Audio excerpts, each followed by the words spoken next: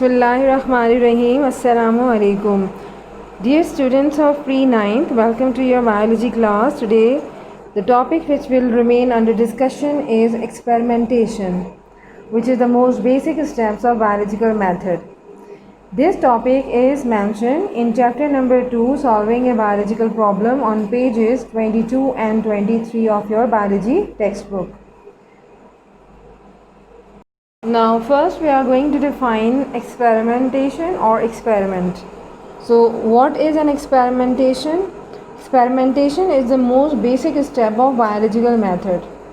यूँ समझ लें कि बायोलॉजिकल मेथड के एक इम्पॉर्टेंट स्टेप के तौर पर जब तक आप एक्सपेरिमेंटेशन यानी तजुर्बात अमली तौर पर प्रैक्टिकली जो है वो परफॉर्म नहीं करेंगे, आप अपने बायोलॉजिकल मेथड को कंप्लीट नहीं कर सकते टू फाइंडिंग आउट और in finding out biological problem. So in this method, biologists perform experimental work. They perform different experiments to check if hypotheses are true or not. इस method में biologist यानी scientist जो कि biology की field में काम करते हैं, वो मुख्तलिफ़ किस्म के तजुर्बात परफॉर्म करते हैं, अंजाम देते हैं, और साथ साथ उनका मकसद ये होता है कि वो उन स्टेटमेंट्स को चेक करें, उन हाइपोथेसिस को चेक कर सकें कि वो सही हैं या गलत. For this purpose the deductions are subjected to rigorous testing and these deductions are actually drawn from hypothesis.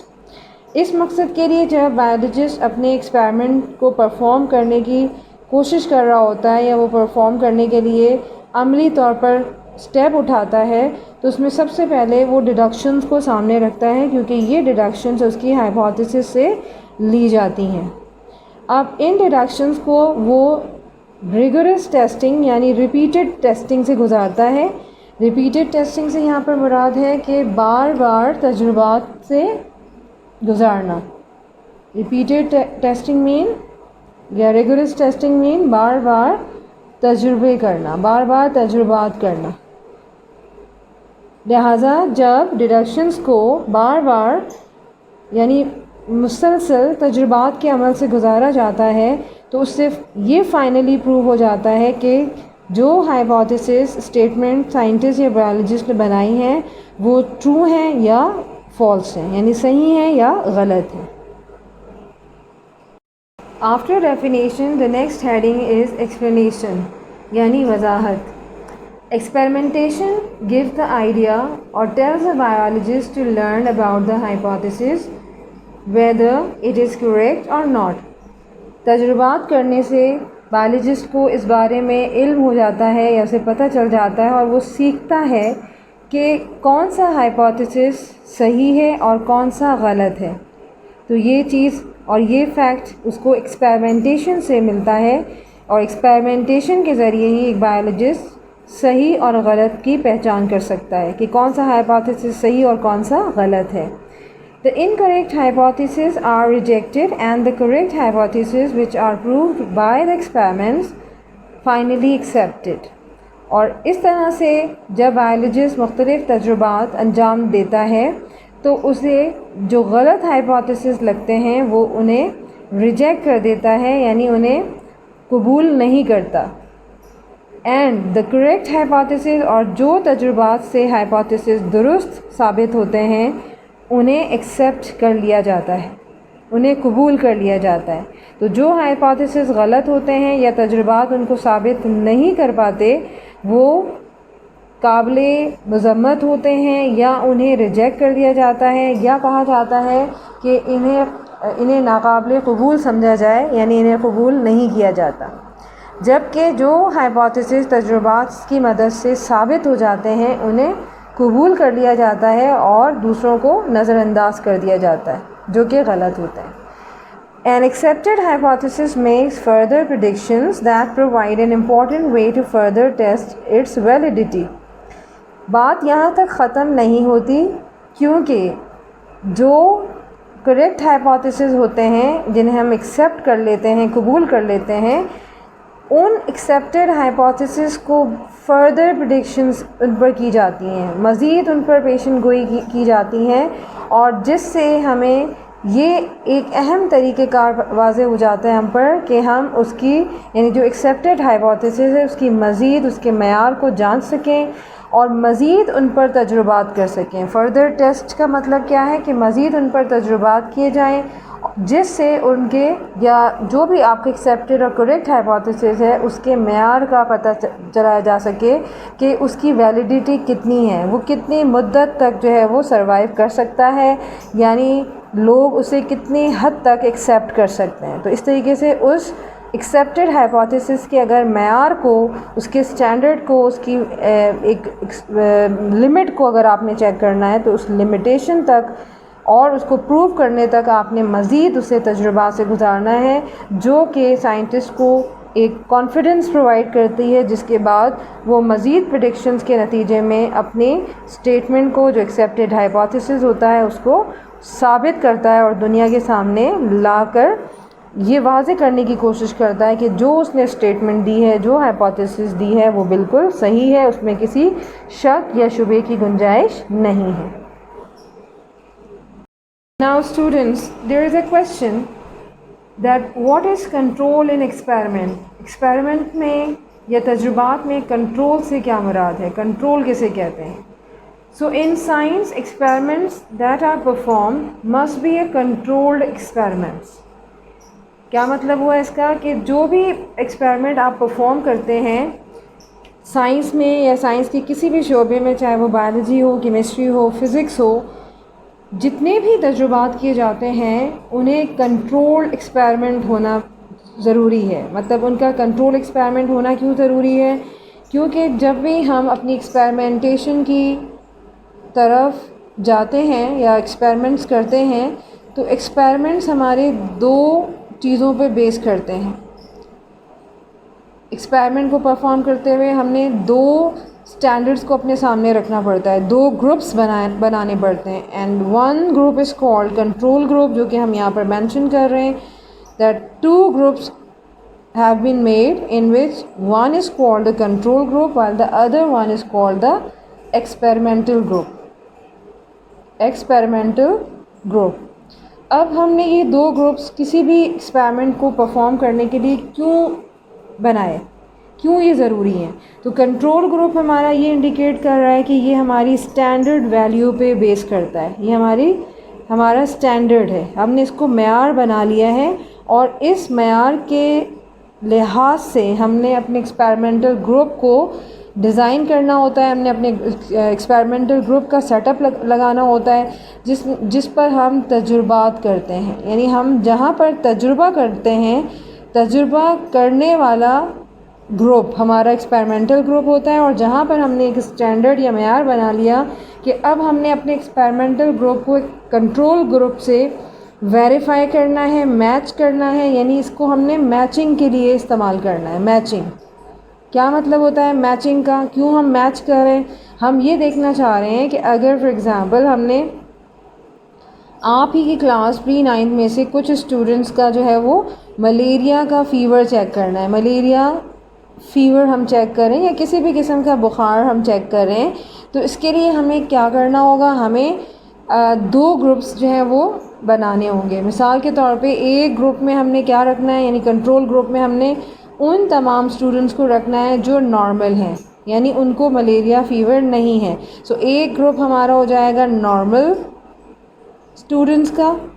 Normal students का मतलब कि उन्हें मलेरिया का फ़ीवर नहीं है, और दूसरी तरफ जो हमारा एक्सपेरिमेंटल ग्रुप होगा that is actually related to malarial students. Malarial patient हमारे होंगे, खुदा न खास्ता मलेरियल स्टूडेंट्स, अल्लाह ना करे कि आप बीमार हों। सो नॉर्मल स्टूडेंट का ग्रुप हमारा कंट्रोल ग्रुप को इंडिकेट करेगा, और जो मलेरिया का स्टूडेंट है या मलेरियल स्टूडेंट्स हैं वो हमारा एक्सपेरिमेंटल ग्रुप होगा। अब हमने एक टेबल की शक्ल में कुछ स्टूडेंट्स के टेम्परेचर को नोट करना है बाय यूजिंग क्लिनिकल थर्मामीटर, और हमने क्लिनिकल थर्मामीटर 1 बाय 1 जो है हम अप्लाई करेंगे। नॉर्मल स्टूडेंट्स के जो हमने फ़ारेनहाइट में जो टेम्परेचर नोट किया, फॉर एग्ज़ाम्पल वो कुछ इस तरह से था 97.8 degree Fahrenheit, 98.4 degree Fahrenheit, in the similar manner 90 कोई भी रीडिंग हम लिख लेते हैं। नॉर्मल हमारे पास जो मेयार है वो 98.6 डिग्री फ़ारेनहाइट है। ऑन द अदर साइड हम देख रहे हैं कि कुछ जो मलेरियल पेशेंट्स हैं उनको 100 डिग्री फ़ारेनहाइट है, कुछ जो है वो खुदा न खास्ता 101 डिग्री फ़ारेनहाइट पर हैं, और कुछ जो हैं वो 101.2 डिग्री फ़ारेनहाइट के बुखार का शिकार है।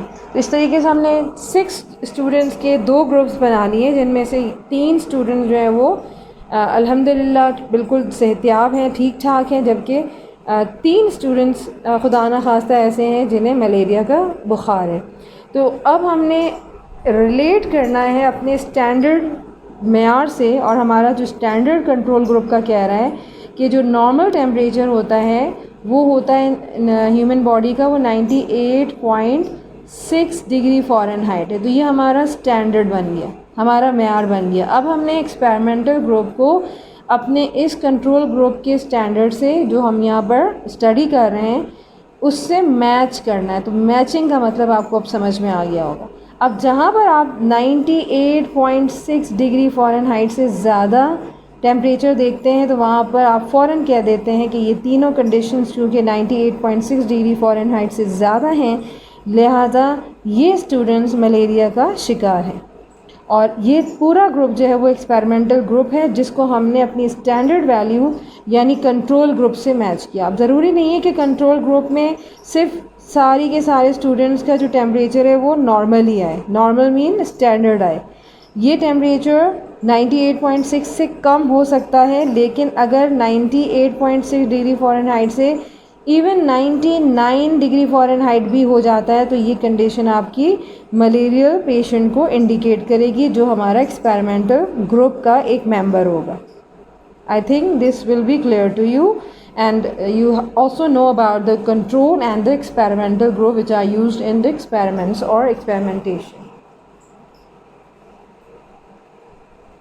जैसा कि मैंने आपको बताया कि साइंस में जो एक्सपेरिमेंट्स परफॉर्म किए जाते हैं उनका एक कंट्रोल एक्सपेरिमेंट होना ज़रूरी है, और कंट्रोल एक्सपेरिमेंट के लिए साइंटिस्ट क्या करते हैं? The scientist must contrast an experimental group with a control group. Scientist इस मकसद के लिए एक्सपेरिमेंटल ग्रुप को कंट्रोल ग्रुप से कंट्रास्ट यानी मैच करते हैं। कंट्रास्ट करने का मतलब मैच करना, जैसा कि अभी आपको मैंने मलेरिया के केस में बताया।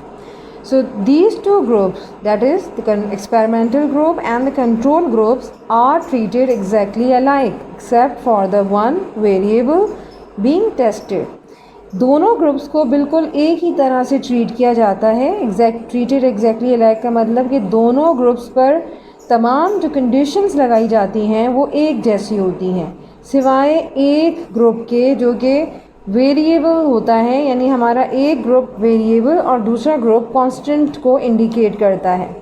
अब हमारे पास कौन सा ऐसा ग्रुप है कंट्रोल और एक्सपेरिमेंटल ग्रुप में से जो कि वेरिएबल और कांस्टेंट है? एक्सपेरिमेंटल ग्रुप और कंट्रोल ग्रुप में से। तो इस चीज़ को हमने जहन में रखना है कि हमारा जो कंट्रोल ग्रुप है वो कांस्टेंट वैल्यूज़ पर मुश्तमिल होता है। इसमें कांस्टेंट यानी यकसा चीज़ें होती हैं, सेम, यानी ये इनवेरिएबल होता है। इनवेरिएबल का मतलब क्या है कि ये हमेशा सेम रहता है, इसमें चेंजेस नहीं हो सकते। जबकि एक्सपेरिमेंटल ग्रुप हमारा वेरिएबल होता है। वेरिएबल का मतलब इसमें वेरिएशन पाई जाती हैं और इसमें चीज़ें सेम नहीं रहती, कांस्टेंट नहीं रहती, बल्कि चेंज होती रहती हैं। So what is the meaning of variable? Change और different changes in which the changes are made, जिसमें वक्त और ज़रूरत के तहत तब्दीलियाँ की जा सकें।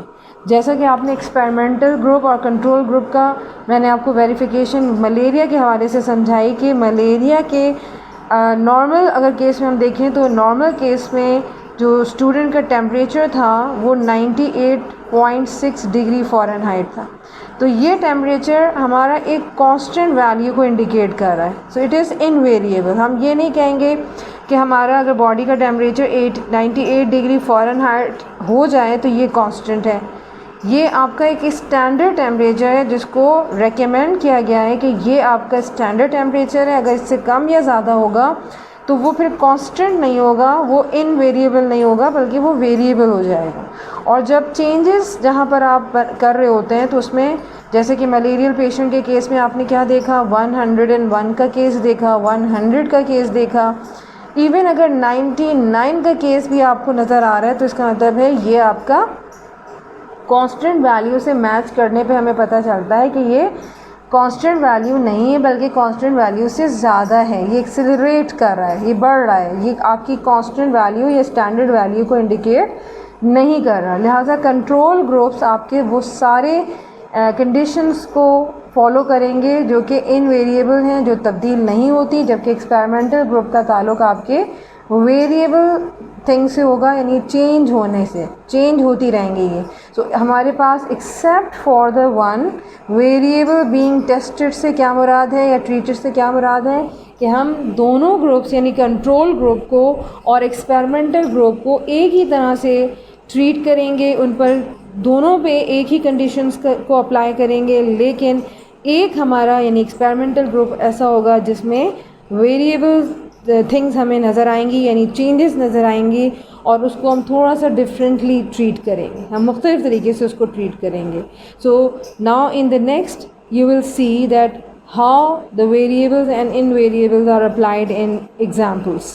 सो the example of experimentation. Dear students, we know that plants make their own food by a process known as photosynthesis. So what is photosynthesis? Photosynthesis is the process in which or through which plants make their own food, and the basic requirements which plants need in photosynthesis are: number 1, water, number 2, carbon dioxide CO2, number 3, sunlight, and the fourth one is the internal factor of the plant that is called chlorophyll. So these are 4 conditions which are required by different plants in order to make their food by the process known as photosynthesis. So suppose in this example, in an experiment we are going to perform and check whether the plant need all these substances or all these requirements for the photosynthesis or not. So here I am selecting only one, for example carbon dioxide. So carbon dioxide is one of the requirements of the photosynthesis by plants, in plants.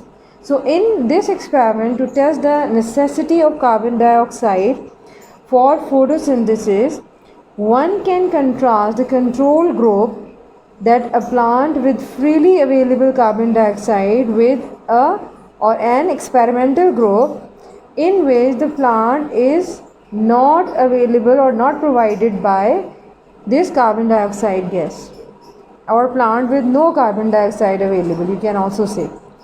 So the necessity of this important requirement, that is the carbon dioxide, will be proved that in which plant or in which potted plant you will observe that photosynthesis will occur or not. Either the photosynthesis will occur in plant A or plant B. So हमने plant A को यहाँ पर अपना control group consider किया है और plant B हमारा experimental group है। और हमें पता है, हमें मालूम है कि फ़ोटोसिंथेसिस की मदद से पौधा अपने लिए फूड तैयार करता है, जिसके लिए उसको 4 चीज़ों की ज़रूरत है, जिसमें इम्पॉर्टेंट जो उसके एक्सटर्नल फैक्टर्स हैं वो वाटर, कार्बन डाइऑक्साइड और साथ साथ उसको सनलाइट की भी ज़रूरत होती है, यानी सूरज की रोशनी। इसके अलावा क्लोरोफिल भी मौजूद होना चाहिए, जो कि आपको पता है कि ग्रीन लीव्स के अंदर मौजूद होता है। अब हम दोनों प्लांट्स को, जो पॉटेड प्लांट्स हैं इस वक्त आपके, उनको एग्जैक्टली सेम ट्रीट करेंगे। किस तरीके से? फॉर एग्ज़ाम्पल यहाँ पर हम सनलाइट ड्रॉ कर लेते हैं या सन ड्रॉ कर लेते हैं, ठीक है। सनलाइट इक्वली जो है वो दोनों प्लांट्स को अवेलेबल है, दोनों प्लांट्स की तरफ हमने सनलाइट प्रोवाइड की हुई है। Now this condition is fulfilled. Another condition is water. तो water के लिए हमने क्या किया है, हम पॉटेड प्लांट यानी इस पॉट के अंदर वाटर डाल रहे हैं बाकायदा, अपनी वाटर जो है वो जार से, इसके अंदर भी हमने वाटर प्रोवाइड कर दिया है, पौधे को पानी भी मिल रहा है, यानी दोनों पॉटेड प्लांट ए और बी दोनों को पानी भी हम प्रोवाइड कर रहे हैं। नाउ द नेक्स्ट थिंग, ये भी फुलफिल्ड हो गया आपकी, ये भी जो आपकी रिक्वायरमेंट थी कंप्लीट हो गई। Now chlorophyll is present already in both plants, यानी क्लोरोफिल भी इन दोनों प्लांट्स के लीव्स में मौजूद है, ये ग्रीन लीव्स हैं, लिहाजा क्लोरोफिल इन दोनों प्लांट्स में मौजूद है। तो ये रिक्वायरमेंट भी आपकी कंप्लीट हो गई। अब जो रिक्वायरमेंट आपकी थोड़ी सी हम प्रॉब्लम क्रिएट करेंगे वो ये है, ठीक है। इस कार्बन डाइऑक्साइड की अवेलेबिलिटी के बारे में हम ये करने वाले हैं कि जो हमारा कंट्रोल ग्रुप है वो एयर या एनवायरनमेंट से कार्बन डाइऑक्साइड फ्रीली हासिल करेगा, यानी पौधा अपने लिए कार्बन डाइऑक्साइड फोटोसिंथेसिस के अमल के लिए अवेल करेगा, लेकिन ये plant unfortunately carbon dioxide avail नहीं कर पाएगा, जिसके लिए हम करने क्या वाले हैं, हम इसको एक ऐसे सेलोफेन या शॉपर बैग जो नॉर्मल होते हैं आपके प्लास्टिक बैग, उससे हम इसको कवर कर देंगे, हम इसको टाई कर देंगे अच्छी तरीके से। हमने पूरे प्लांट को जहाँ पर इसका लीव्स के जो पार्ट्स हैं वो एक्सपोज हुए थे टू एयर, ताकि अब कार्बन डाइऑक्साइड लीव्स को अवेलेबल ना हो, क्योंकि लीव्स ही फूड फैक्ट्री हैं जहाँ पर फूड तैयार होती है।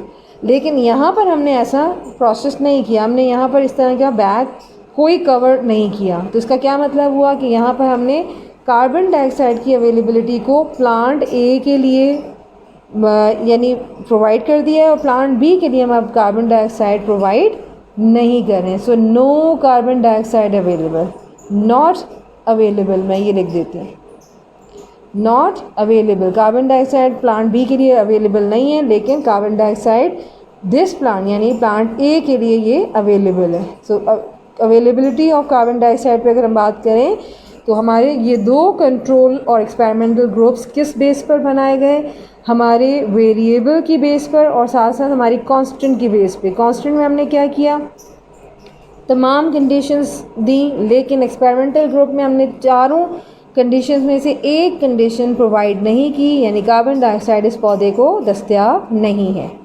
व्हाट हैपन्स आफ्टर 24 आवर्स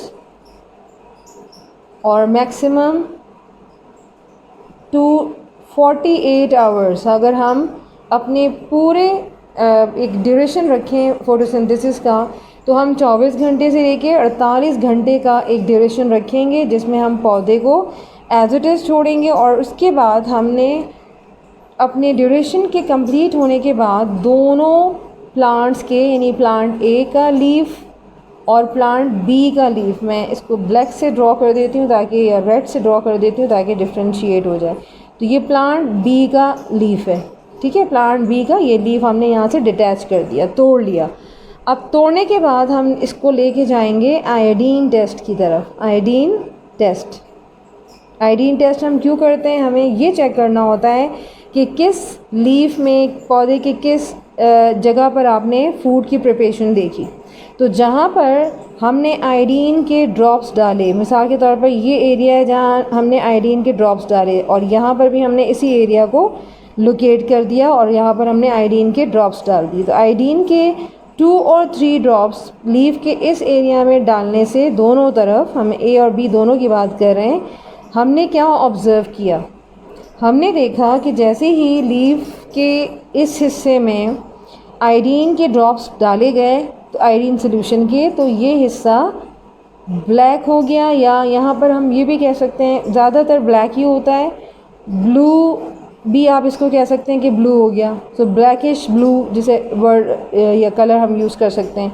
जबकि दूसरा हिस्सा यहाँ पर जो बी लीफ था वो ब्राउन हो गया, जो कि ये इंडिकेट कर रहा है कि जिस रीजन में आपके जो कि ब्लैक था वहाँ पर फूड प्रिपेयर हुई है, जबकि ब्राउन रीजन में फूड प्रिपेयर नहीं हुई, जिससे हमें क्लियर हो गया कि प्लांट ए जिसे कंट्रोल ग्रुप कंसिडर किया गया था वो चारों अवेलेबिलिटी के साथ, स्पेशली कार्बन डाइऑक्साइड के साथ फूड प्रिपेयर करने में कामयाब हो गया है, जबकि plant B which is experimental group, in the absence of carbon dioxide, वहाँ पर फोटोसिंथेसिस का अमल नहीं हुआ। So this experiment finally proves the necessity of carbon dioxide for the control group and the experimental group, in which the experimental group does not able to make its food due to the absence or complete inavailability of carbon dioxide. I hope you have understood all the experimental work here that is related to your experimentation step, which is the most basic step of biological method. So Allah Hafiz.